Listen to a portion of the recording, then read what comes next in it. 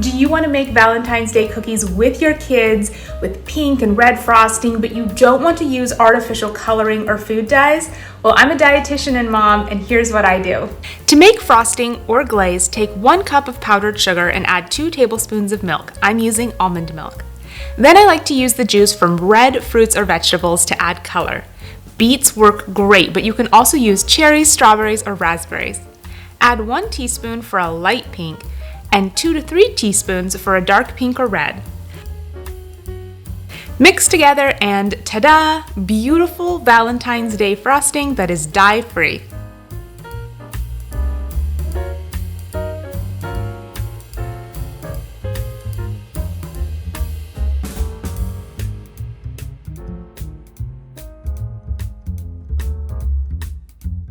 Enjoy!